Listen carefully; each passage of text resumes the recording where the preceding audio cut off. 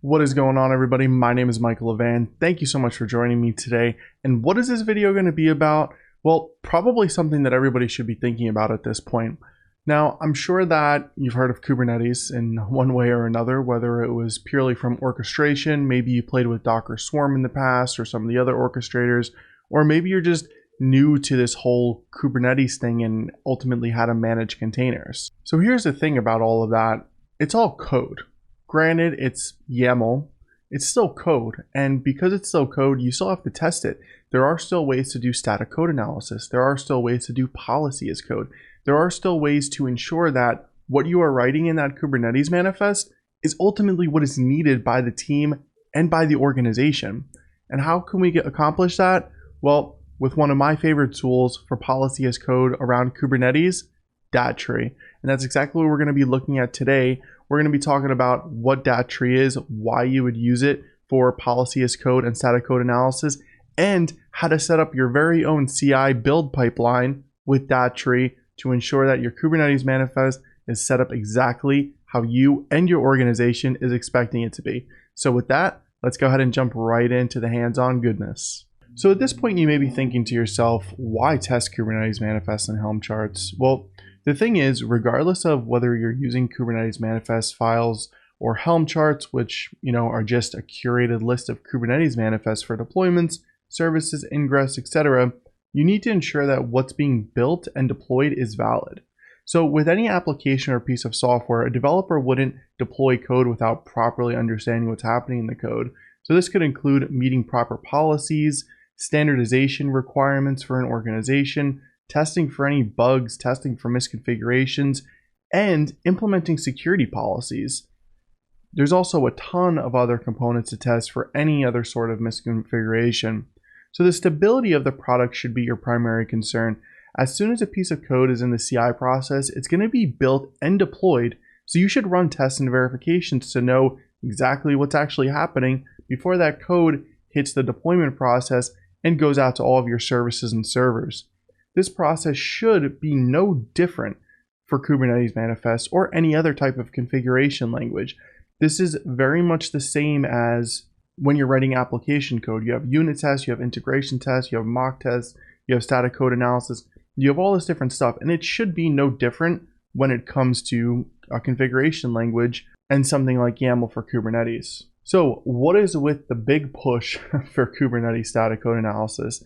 In the previous slide, we were talking about why testing Kubernetes manifests and Helm charts, and you learned why it's crucial to test any type of code, including a Kubernetes manifest. However, you didn't actually learn about the key types of testing for something like a Kubernetes manifest. And the best type is typically some sort of linter, for stylistic bugs, formatting issues, memory leaks, and static code analysis. And there are several different types of linters out there for security purposes, to check for code vulnerabilities, etc. So static code analysis can do everything a linter can do, plus checking for dependencies, requirements, and any other key factors, all without an engineer having to physically run the code. So no code has to be run at this point. You can check the code prior to it even being built, prior to it being deployed. That way you understand the bugs right in the beginning. So why is it important for static code analysis?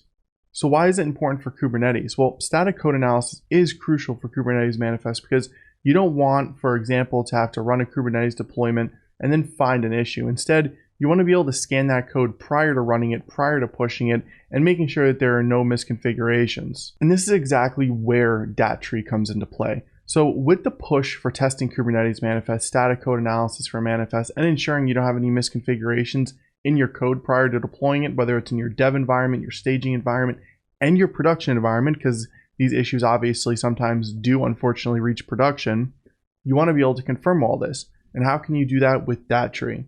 So Datree is a CLI tool with an impressive UI that supports engineers working with Kubernetes by preventing errors in Kubernetes configurations that could cause clusters to fail in any environment, including production. So when you're setting up static code analysis for Kubernetes manifest, you want a seamless integration. You never want to have to go above and beyond to get something like this running. Instead, you want a platform that literally just ingests a Kubernetes manifest, Helm charts right out of the box. And to make it even easier, we all know that we use Mac OS, we use Linux desktops, we use Windows, a whole bunch of different operating systems. So with all those different operating systems, you also want a tool or platform or a vendor that supports all of them, and that's exactly what Datree does. And the one super crucial thing here is Datree is 100% open source. It is an open source platform.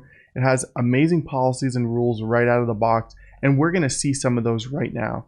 So with that, let's go ahead and jump right into the hands-on demo. And we're gonna look at a quick getting started with Datree. We're gonna look at how to sign up with Datree for free.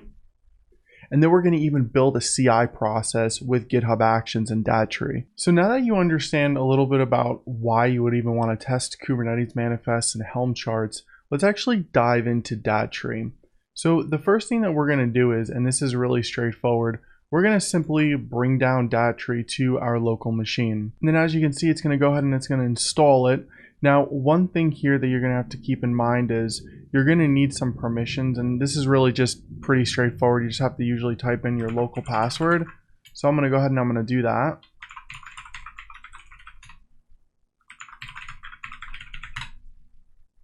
Okay, and as we can see, the installation was finished.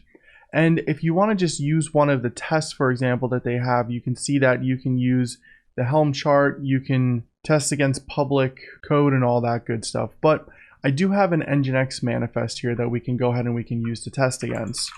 So if we look at this here, it's very, very straightforward. It's going to be a Kubernetes deployment. I'm going to have an Nginx application running here. It's going to have 3 replicas, so 3 pods running. And it's going to be using Nginx version 1.14.2. So what I'm going to do is I'm going to cd into my Datree directory. I'm going to go ahead and I'm going to ls. And then as we can see here, I have the nginx.yaml. So at this point, I can go ahead and I can run the test. And to do that, we just run Datree test and then the name of our YAML file. And as we can see here, we get a bunch of really solid information that happens. Number one, it goes through the YAML validation, which is obviously very important from a static code analysis perspective. It goes through the schema validation for Kubernetes.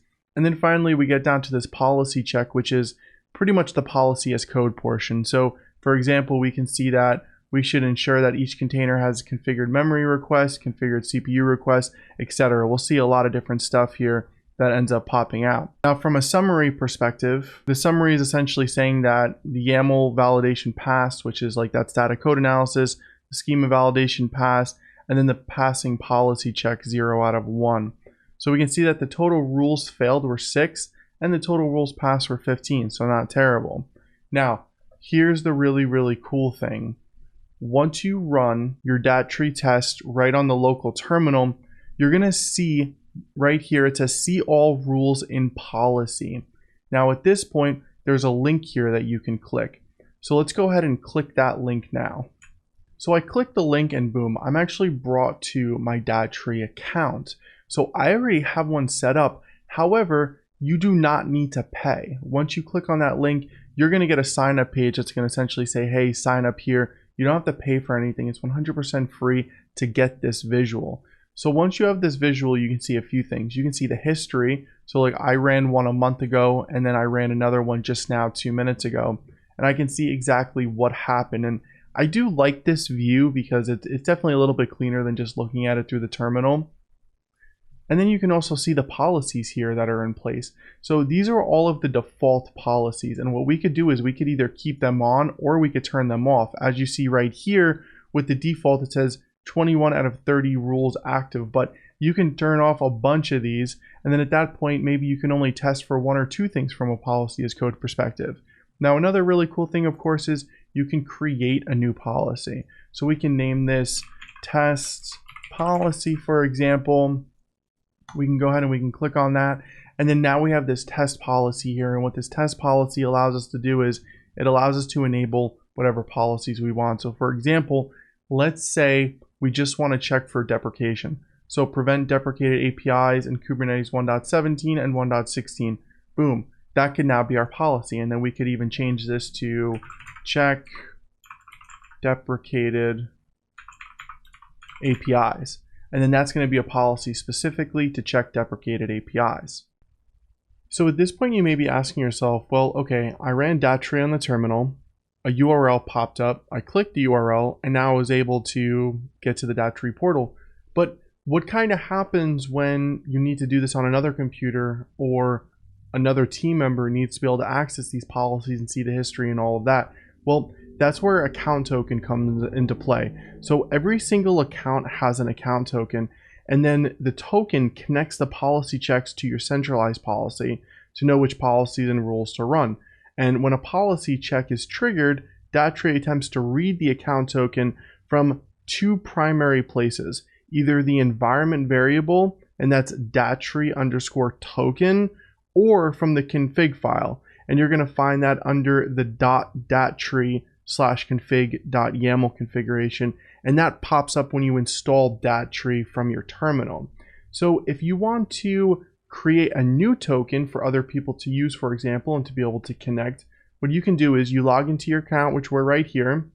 You go to your profile, you go to settings, and then right under token, you're going to see this token here, and you're going to be able to copy that and then add it to the configuration file. And again, you can either do that with the .datree/config.yaml, or you can add it in to the uppercase Datree_token environment variable.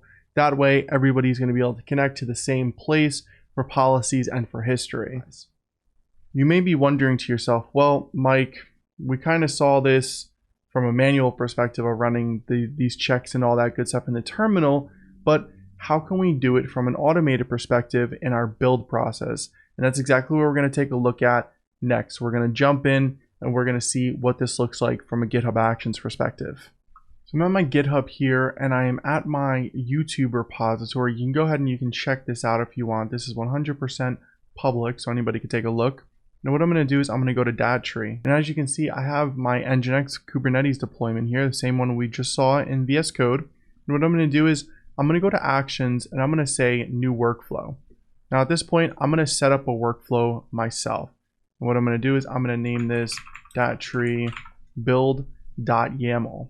And then really what we want to do is we want to scroll down here, and we can pretty much keep all of this to default. You can go ahead and you can remove these comments if you want, but this is pretty much all default. And we're really going to be focused on pretty much two steps. So the first step is going to be, we're going to go ahead and we're going to name this install Datree. And then we're going to paste in our command. So this command is literally the one that we use in the terminal to install Datree. Now the next thing we're going to have to do is we're going to have to run the command to do the test. So in this case, we'll say tests KS file, and then we'll type run, and then remember the command that we use in VS Code, Datree test, and then we're going to have to point to where the code is. So in our case, the code is under Datree and then nginx.yaml.